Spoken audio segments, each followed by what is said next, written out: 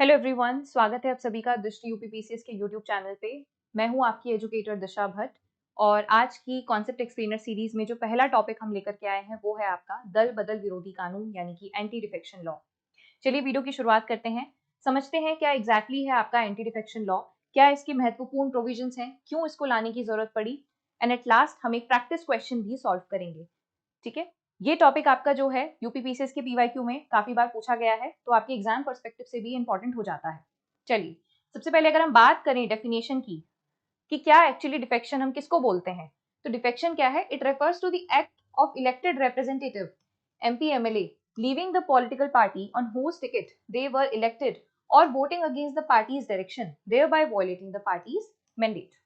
Okay, मेरा ऐसा मानना है कि कोई भी चीज अगर हमें समझनी है उसका सबसे बेस्ट तरीका होता है एग्जाम्पल्स के थ्रू समझना। तो मैं आपको बहुत सारे उदाहरण दूंगी, उससे आप बेटर तरीके से समझ पाओगे। ठीक है, डिफेक्शन एग्जैक्टली क्या है? मान लीजिए एक पर्सन है मोहन।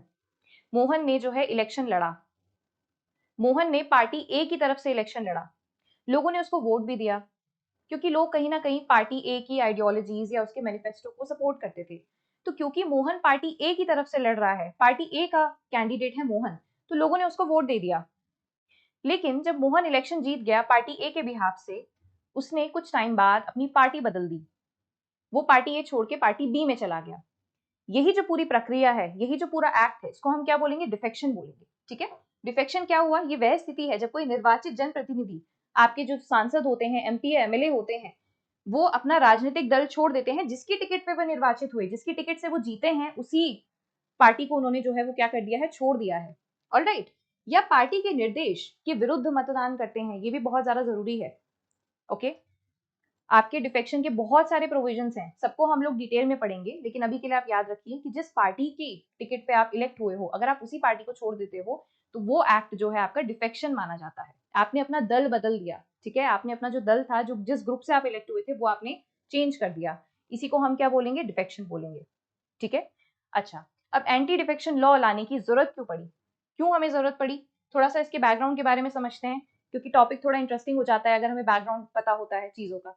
ठीक है, देखो, तो 1985 से पहले इस दौरान ये जो पूरा टाइम ड्यूरेशन चल रहा था, यहाँ पे बहुत बार ऐसा देखा गया कि जो पॉलिटिकल लीडर्स हैं, आपके जो सांसद हैं, वो बहुत फ्रीक्वेंटली अपनी पार्टी बदल रहे थे। बहुत सामान्य सी ये चीज हो गई थी। क्या? पार्टी स्विचिंग एक बहुत सामान्य सी चीज हो गई थी, बार बार अपना राजनीतिक दल बदलना। कई बार ऐसा देखा गया, एक बार तो ऐसा भी देखा गया कि कोई एक विधायक थे, उन्होंने एक दिन में 3 बार अपनी पार्टी चेंज कर दी। ठीक है, तो ये जो है हमारी डेमोक्रेसी के लिए बहुत खतरनाक चीज है। इससे क्या आ सकती है? पॉलिटिकल इंस्टेबिलिटी आ सकती है ना? पॉलिटिकल इंस्टेबिलिटी कैसे आ सकती है? मान लो कि कोई एक पार्टी है, उन्होंने अपनी सरकार बनाई, सरकार बनाने के लिए आपको मेजोरिटी चाहिए, 55 सांसद उन्होंने अपने साथ कर लिए, उनकी मेजोरिटी बनी, वो पार्टी जीत गई। लेकिन अब 55 में से मान लो 5 या 6 जो आपके सांसद हैं वो दूसरी पार्टी में चले गए, तो जो वो पार्टी होगी जो जीती थी, जिसने मेजोरिटी बनाई थी, वो तो फिर से कोलैप्स हो गई, है ना? सरकार आपकी गिर गई। और ये बहुत ज्यादा हो रहा था उस टाइम पे। अगर हम उस ड्यूरेशन की बात करें तो ये जो चीज थी वो बहुत ज्यादा बढ़ गई थी, और ये हमारी डेमोक्रेसी के लिए अच्छा नहीं है। इससे क्या आ सकती है? इंस्टेबिलिटी आ सकती है, राजनीतिक अस्थिरता। ओके, राजनीतिक अस्थिरता, लोगों का डेमोक्रेसी यानी लोकतंत्र पर से भरोसा उठ सकता है। आप एक चीज सोच करके देखिए, आपने अपने एक पार्टी के जो सांसद है उनको वोट दिया है, कैंडिडेट को आपने वोट दिया है, आपने ये सोच के वोट दिया कि ये इस पार्टी से बिलोंग कर रहा है। ठीक है, बट उस पर्टिकुलर कैंडिडेट ने अपनी पार्टी बदल दी। आपको तो ऐसा लगेगा कि मेरे वोट की तो कोई वैल्यू ही नहीं है ना? हम जो सोचकर वोट दे रहे हैं वो वैसा हो ही नहीं रहा है ना? तो लोगों के पर्सपेक्टिव से भी अगर हम देखें तो डिफेक्शन एक गलत चीज है। अगर हम ओवरऑल कंट्री के हिसाब से अगर बात करें तो ये क्या ला सकता है? पॉलिटिकल इंस्टेबिलिटी ला सकता है। अगर बार बार सरकार बनती या गिरती रहेगी तो हम विकास कब करेंगे? हम डेवलपमेंट कब करेंगे? है ना? सरकार हम किस लिए बनाते हैं? सरकार हम इसलिए बनाते हैं क्योंकि हमें अपने देश को आगे लेकर के जाना है, हमें डेवलपमेंट करना है, हमें लोगों का विकास करना है। अगर आप इन्हीं सब चीजों में रह जाओगे तो आप विकास कब करोगे? है ना? ऑल राइट, तो बहुत सारी जो इलेक्टेड गवर्नमेंट्स थी वो कोलैप्स हो जा रही थी बार बार। ठीक है, तो इसी चीज को कंट्रोल करने के लिए और अपनी पार्लियामेंट्री डेमोक्रेसी यानी कि संसदीय लोकतंत्र, अपने लोकतंत्र को मजबूत करने के लिए कि लोगों का इस पर से भरोसा ना उठ जाए, हम लेकर के आए एंटी डिफेक्शन लॉ। ठीक है, अब इससे एक बहुत महत्वपूर्ण चीज हमें पता चलती है कि ये एंटी डिफेक्शन लॉ जो है, दल बदल विरोध कानून, पहले से हमारे संविधान में नहीं था। इसे हमने बाद में जाकर के ऐड किया है ना। हम लोग जो है 1947 में हमारा देश आजाद हुआ था, तो ये जो संविधान, ये जो आपका प्रोविजन है, जो आपका कानून है, ये पहले से नहीं है हमारे साथ। कई बार आपसे जो है एमसीक्यू में अगर पूछ ले कि ये कॉन्स्टिट्यूशन में हमारे काफी पहले से है, जब से हम आजाद हुए हैं, तो उसका जवाब ना होगा। ठीक है, ये हमने लाया है, ये प्रोविजन हमने ऐड किया है। ओके, अब आप सभी को ये चीज पता होगी कि जब भी हम कोई लॉ या प्रोविजन लाते हैं, अपने कॉन्स्टिट्यूशन में ऐड करते हैं, तो हमें उसके लिए संशोधन करना होता है। ओके, तो आपके लिए इंपॉर्टेंट हो जाता है 52nd कॉन्स्टिट्यूशनल अमेंडमेंट एक्ट 1985। ठीक है, ये कॉन्स्टिट्यूशनल अमेंडमेंट एक्ट हमें करना पड़ा था एंटी डिफेक्शन लॉ लाने के लिए। ओके, इसको बहुत ज्यादा आपको याद रखना है। ठीक है, एंटी डिफेक्शन लॉ और 52nd कॉन्स्टिट्यूशनल अमेंडमेंट एक्ट। अगर मैं बोलूँ एंटी डिफेक्शन लॉ क्या है, तो आपके मन में आ जाना चाहिए कि मैं 52nd कॉन्स्टिट्यूशनल अमेंडमेंट एक्ट की बात कर रही हूँ। ठीक है, जब हम 52nd कॉन्स्टिट्यूशनल अमेंडमेंट एक्ट लाए थे, तो हमने उसमें ऐड किया था 10th शेड्यूल, यानी 10वीं अनुसूची। ये भी आपको याद रखना है। 10th शेड्यूल के अंदर आता है आपका एंटी डिफेक्शन लॉ। अब आप कैसे याद रखोगे कि डिफेक्शन जो है वो 10th में आता है या 9th में आता है? सी, देखिए, डिफेक्शन में आपकी जो स्पेलिंग है वो डी से स्टार्ट हो रही है। ठीक है, डिफेक्शन की बात हो रही है, तो इसी को आप 10 यानी कि 10वें शेड्यूल, 10वीं अनुसूची से आप याद रख सकते हैं इसको। ठीक है, दो महत्वपूर्ण बातें आप याद रखेंगे। पहला है 52nd कॉन्स्टिट्यूशन अमेंडमेंट एक्ट, दूसरी 10वीं अनुसूची। इस 10वीं अनुसूची के अंदर जो है हमारा डिफेक्शन आता है। समझ गए इतनी बात? ठीक है, अब इसको लाए कब थे हम? प्रधानमंत्री राजीव गांधी जी के कार्यकाल में हम ये अमेंडमेंट लेकर के आए थे। ओके, ऑलराइट, इसमें हमने इंट्रोड्यूस किया दल बदल विरोधी कानून to prevent political defections and ensure political stability, ताकि राजनीतिक स्थिरता बनी रहे। ओके, और क्या क्या इसके ऑब्जेक्टिव्स थे? दल बदल विरोधी कानून के ऑब्जेक्टिव्स क्या क्या है? पहला क्या है कि ये अनएथिकल डिफेक्शन जो है इसको कंट्रोल करना। ओके, जो ये पार्टी बदलने का काम है, ये थोड़ा अनैतिक माना जाता है, अनएथिकल है, तो हम इसको जो है कंट्रोल करना चाहते हैं। हम चाहते हैं कि राजनीतिक स्थिरता बनी रहे। हम वोटर्स के मैंडेट को, वोटर्स के विश्वास को प्रोटेक्ट करना चाहते हैं, उसको बचाना चाहते हैं। ओके, दूसरा, हम इसे करप्शन एंड हॉर्स ट्रेडिंग भी कंट्रोल करना चाहते हैं। अब यहाँ करप्शन कैसे आ गया? देखिए, इस चीज को समझिए। अगर कोई एक सांसद अपनी पार्टी बदल रहा है, एक पार्टी छोड़ के दूसरी पार्टी में जा रहा है, तो ऐसा पॉसिबल है कि उसे लालच दिया गया है। हो सकता है उसको ये लालच दिया हो कि आप अगर हमारी पार्टी में आएंगे तो हम आपको एक अच्छा मंत्री पद देंगे। हो सकता है उसको पैसों का लालच दिया गया हो, है ना। तो बहुत सारी जो चीजें थी, करप्शन था, वो इसमें इन्वॉल्व था इस पूरे प्रोसेस में। तो हम इस करप्शन को जो है कम करना चाहते थे। अगर हम एंटी डिफेक्शन लॉ लेकर के आते हैं, तो आपकी जो सांसद होंगे या कैंडिडेट होंगे, वो अपना पॉलिटिकल पार्टी चेंज करने से पहले सोचेंगे। ठीक है, उनको ये डर रहेगा कि अगर हम ऐसा करते हैं तो हम डिसक्वालिफाइड हो सकते हैं, है ना कहीं इससे हम करप्शन और हॉर्स ट्रेडिंग जो है वो कम अपनी कर रहे हैं। इससे हम अपना पार्टी का डिसिप्लिन भी जो है मजबूत बना रहे हैं। इससे हम पार्लियामेंट्री डेमोक्रेसी को भी क्या कर रहे हैं, काफी ज्यादा स्ट्रांग बना रहे हैं, मजबूत बना रहे हैं, है ना। इससे हम जो है अकाउंटेबिलिटी इंप्रूव करेंगे, जवाबदेही, स्टेबिलिटी, इससे हम स्थिरता बनाए रखेंगे, ताकि जो देश है वो चलता रहे, वहां पॉलिटिकल इंस्टेबिलिटी ना रहे। ठीक है, अब एक बहुत महत्वपूर्ण चीज आ जाती है कि जो डिस्क्वालिफिकेशन है, अगर मैं बोलूं कि ये कैंडिडेट डिस्क्वालिफाइड है, ये डिसाइड कौन करेगा? हु विल डिसाइड कि ये पर्टिकुलर कैंडिडेट जो है ये डिस्क्वालिफाइड है? सी, इसका सबसे सिंपल सा जवाब मैं आपको दूंगी। लोकसभा की अगर हम बात करें, तो जो आपके स्पीकर होंगे वो किसी कैंडिडेट का डिस्क्वालिफिकेशन डिसाइड करेंगे। वहीं पे अगर मैं राज्यसभा की बात करूं, तो चेयरमैन वहां पे डिसाइड करेंगे डिस्क्वालिफिकेशन। ओके, फिर से रिपीट करते हैं। अगर हम लोकसभा की बात करें तो स्पीकर वहां पे डिसाइड करेंगे डिस्क्वालिफिकेशन। वहीं पे अगर हम राज्यसभा की बात करें, तो आपका जो चेयरमैन होंगे वो डिस्क्वालिफिकेशन डिसाइड करेंगे। अब मेरा आपसे बहुत ही महत्वपूर्ण सवाल है, इसका उत्तर मैं आपको वीडियो के अंत में दूंगी, बट आपको मुझे ये चीज बतानी है कि क्या स्पीकर और चेयरमैन का डिसीजन फाइनल होगा? मान लो अगर स्पीकर ने बोल दिया कि ये जो मोहन है इसे हम डिस्क्वालीफाई करते हैं, तो क्या मोहन स्पीकर के डिसीजन को चैलेंज कर सकता है? क्या स्पीकर का डिसीजन फाइनल है? अपना जवाब आपको जो है कमेंट सेक्शन में बताना है। Okay, alright. अच्छा, अब हम समझते हैं ग्राउंड्स फॉर डिस्क्वालिफिकेशन, कि वो कौन कौन सी कंडीशंस हैं जिन्हें अगर आप फुलफिल करते हो तो आप डिस्क्वालिफाइड हो जाओ। ठीक है, पहली जो कंडीशन क्या है? If you voluntarily gives up parties membership, स्वेच्छा के दल की सदस्यता छोड़ना, स्वेच्छा से दल की सदस्यता छोड़ना। अगर आपने अपनी मर्जी से अपनी पार्टी को छोड़ दिया है, रेजिग्नेशन डाल दिया है, रिजाइन कर दिया है, तो आप क्या हो? डिस्क्वालिफाइड हो। अब एक महत्वपूर्ण चीज, सिर्फ रेजिग्नेशन देने से आप डिस्क्वालिफाइड नहीं होंगे। ऐसा भी हो सकता है कि आपका कंडक्ट या आपका बिहेवियर जो है वो ऐसा शो करे कि आप इस पार्टी का हिस्सा नहीं हो, है ना। मान लो फॉर एग्जाम्पल मोहन का ही एग्जाम्पल लेते हैं, मोहन पार्टी ए से बिलोंग करता है, लेकिन मोहन ने पार्टी ए को रिजाइन भी नहीं दिया है, पर वो जो मोहन है वो पार्टी बी की रैलीज में पार्टिसिपेट कर रहा है, पार्टी बी को पब्लिकली सपोर्ट कर रहा है। इस केस में भी मोहन जो है वो डिस्क्वालीफाई हो सकता है, क्योंकि उसका कंडक्ट सही नहीं है, उसका बिहेवियर जो है वो सही नहीं है। ओके, तो पहली कंडीशन क्या है, अगर आप वॉलेंटरली अपनी पार्टी मेंबरशिप जो है वो दे देते हो, इस केस में आप डिस्क्वालीफाइड हो जाओगे। दूसरी कंडीशन क्या है, vote against party whip. Whip क्या होती है, विप एक ऑफिशियल डायरेक्शन होती है जो आपकी पार्टी आपके सांसदों को देती है ना, एक निर्देश देना। फॉर एग्जाम्पल मान लीजिए कि मोहन का एग्जाम्पल ले लेते हैं फिर से, मोहन पार्टी ए को बिलोंग करता है। अब पार्टी ए में ये बोला गया है, पार्टी ए का कोई मंत्री है, वो एक बिल लेकर के आ रहे हैं, सबको ये बोला गया है कि आपको इस बिल के फेवर में ही वोट करना है, ठीक है। तो मोहन ने क्या किया, मोहन ने क्या किया, पार्टी की विप को फॉलो नहीं किया, जो उसे निर्देश दिया गया था वो उसने फॉलो नहीं किया, उसने बिल के अगेंस्ट में जाकर के वोट कर दिया। इस केस में भी वो क्या हो सकते हैं, डिस्क्वालीफाई हो सकते हैं। समझ में आई दो कंडीशंस। एक कंडीशन क्या है, अगर आपने अपनी पार्टी मेंबरशिप खुद से छोड़ दी। दूसरी, अगर आपने पार्टी की विप के अगेंस्ट जाकर के वोट किया, इन दैट केस ऑल्सो आप डिस्क्वालीफाई हो सकते हो।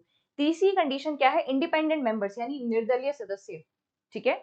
इंडिपेंडेंट मेंबर्स आपके कौन होते हैं, बहुत सारे कैंडिडेट ऐसे होते हैं जो किसी पॉलिटिकल पार्टी को सपोर्ट नहीं करते, वो इंडिपेंडेंट होते हैं, वो लोगों का प्रतिनिधित्व कर रहे हैं, वो लोगों से कह रहे हैं कि हम किसी पार्टी का हिस्सा नहीं है, अगर आप हमें वोट देते हैं तो हम आपका प्रतिनिधित्व करेंगे, जो आपकी समस्याएं हैं उनके बारे में बात करेंगे।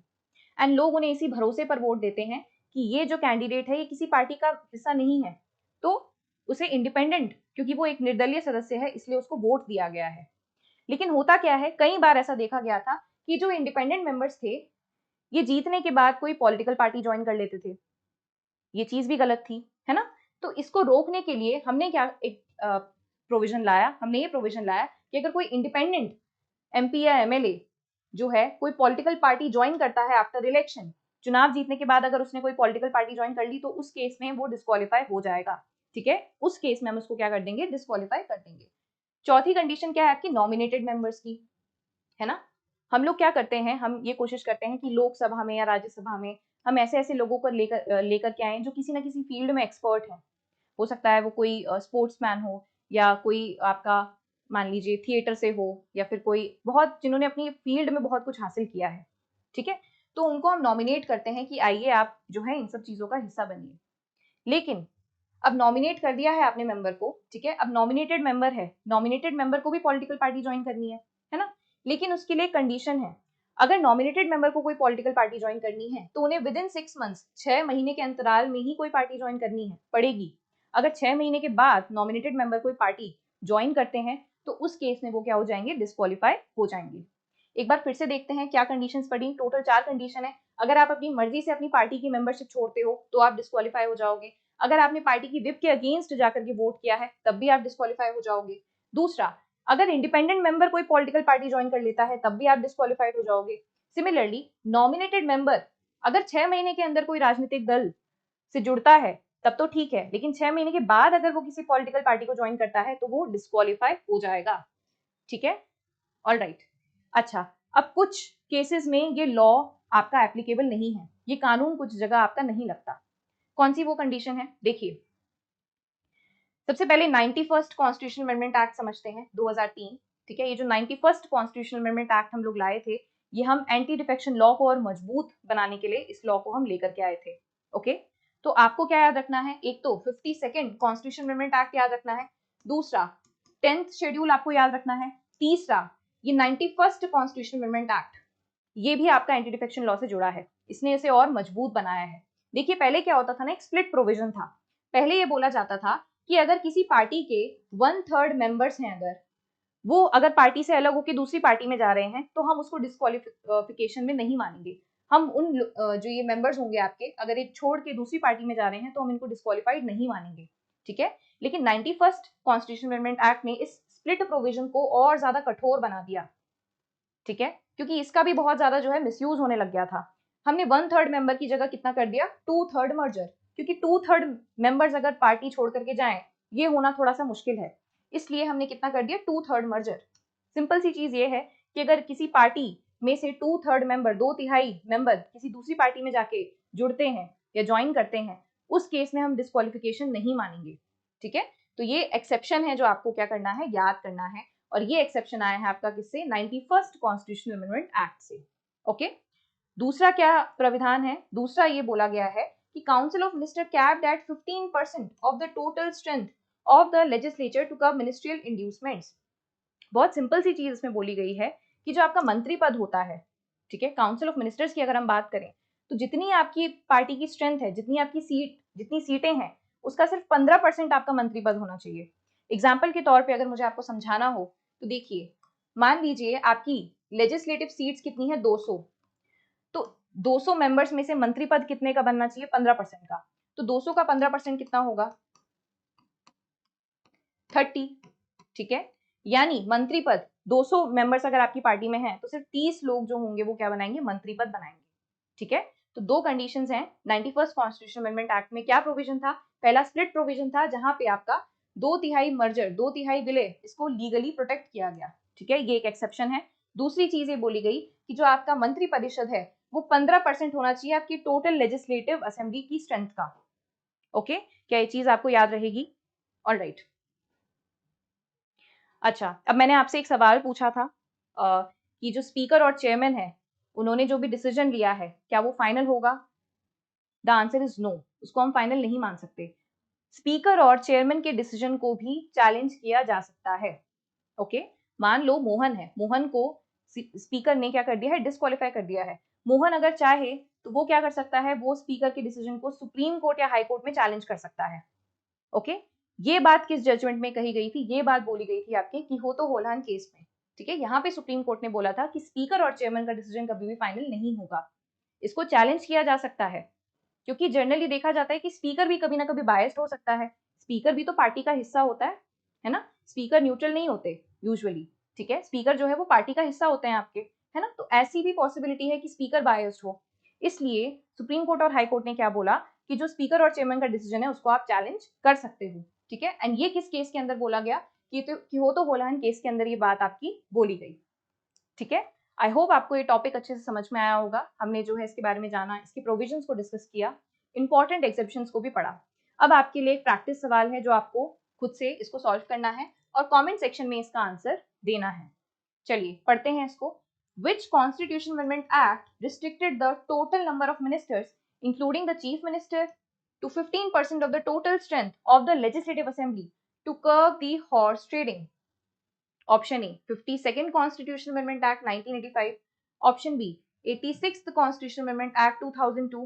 Option C, 91st Constitutional Amendment Act 2003. Option D, 97th Constitutional Amendment Act 2011. इसका सही उत्तर आपको जो है अपने कमेंट सेक्शन में देना है। आई होप आपको आज की जो वीडियो है वो काफी अच्छी लगी होगी। आपका दिन शुभ हो। धन्यवाद।